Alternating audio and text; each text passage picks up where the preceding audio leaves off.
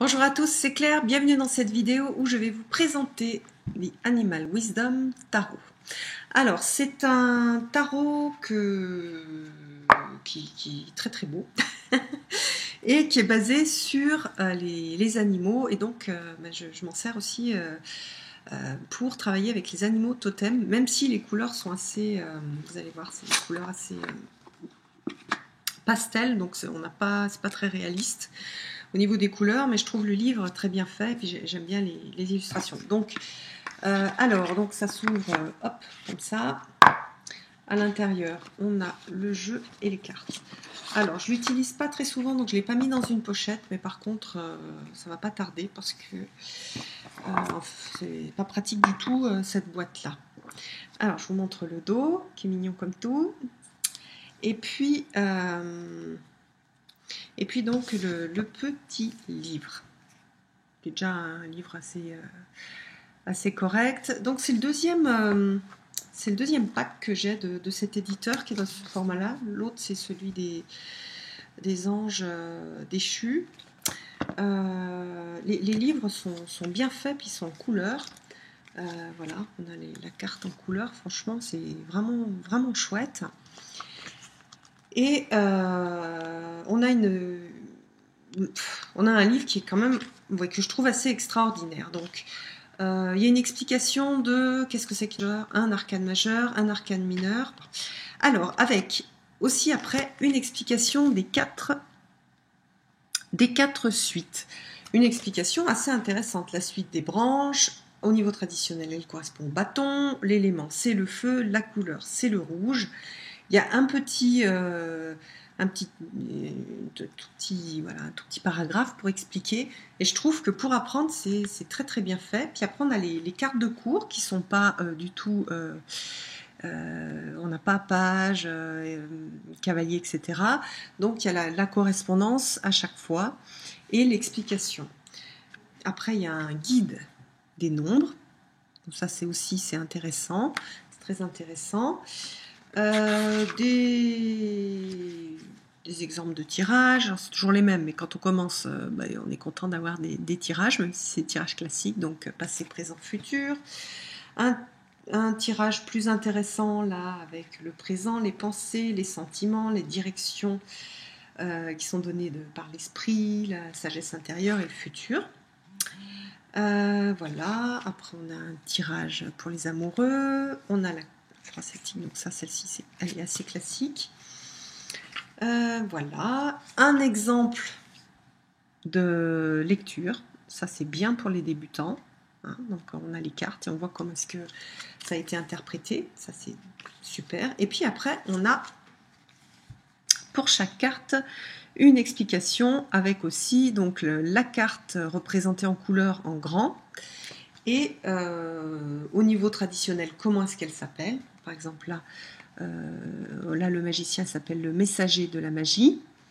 On voit, traditionnellement, c'est le magicien. Les mots-clés, transformation, création, illumination, magie consciente, un petit texte et le message. Et ça, j'aime énormément le message. Je trouve que pour travailler sur soi, c'est super. Par exemple, là...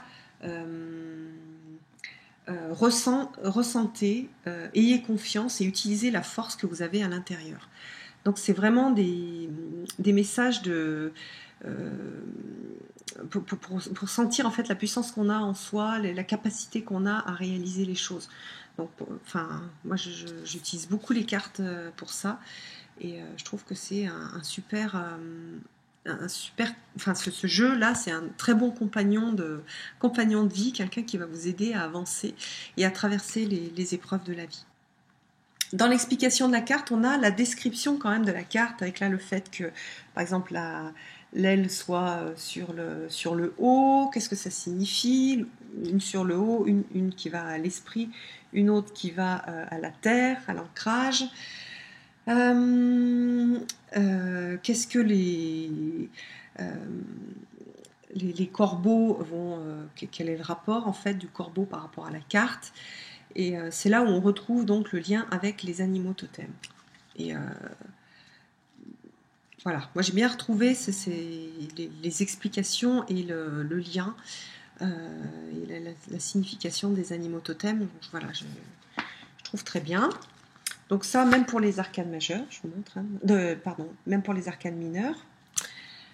Alors, et puis maintenant, je vais vous montrer les cartes. Les cartes sont assez grandes. Alors, si je prends centimètres, donc ça fait 13 sur 8. Donc c'est un peu plus grand qu'un tarot de Marseille. Et puis voilà un petit peu l'univers graphique. J'aime bien parce que ce sont des... J'aime bien quand il y a des animaux, mais que ça reste des animaux. J'aime pas quand on transforme les animaux en personnages. Voilà, il y a un petit peu de tout dans les animaux. Des animaux qu'on retrouve dans l'eau, mais plutôt dans les arcanes de coupe, qui sont les coquillages. Mais dans les coquillages, vous voyez, on a aussi l'ours polaire.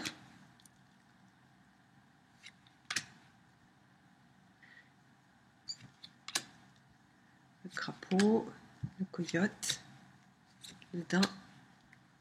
Donc une grande diversité d'animaux, 78. Avec même des... Voilà, là on a un animal magique.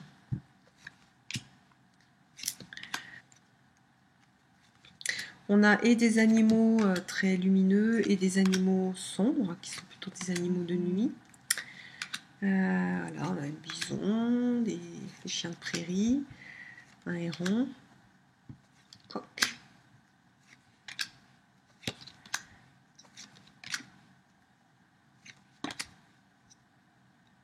Castor. Petit cochon. Le lion. Le serpent.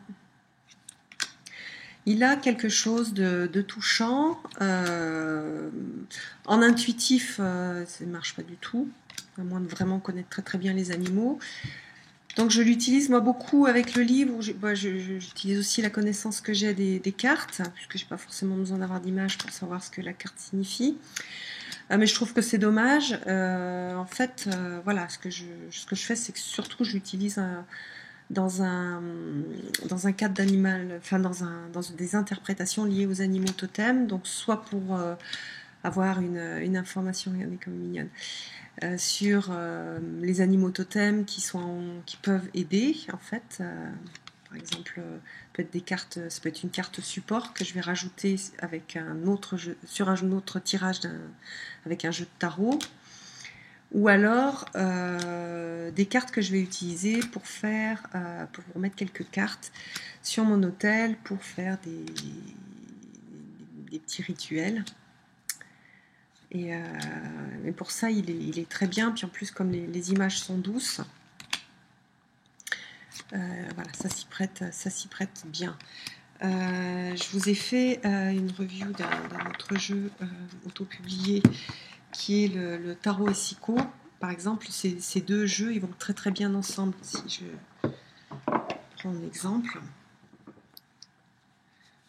voilà, si on prend quelques cartes du Sicos, voilà, par exemple ces deux cartes, hop, et puis qu'on va rajouter un animal totem sur la lecture, voilà, c'est très joli et du coup ça crée un ensemble qui est très intéressant puis qui est assez puissant au niveau visuel quand c'est un tirage pour des personnes qui voient les cartes.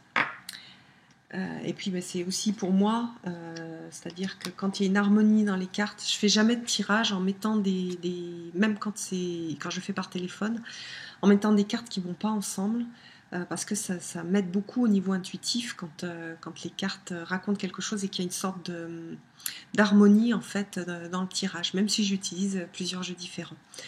Donc en résumé, je trouve que c'est un tarot qui est très beau. On peut l'utiliser en tant que tarot. Moi, en fait, j'utilise plutôt en tant qu'oracle et pour travailler avec les animaux totems. Le livre est très bien fait et voilà.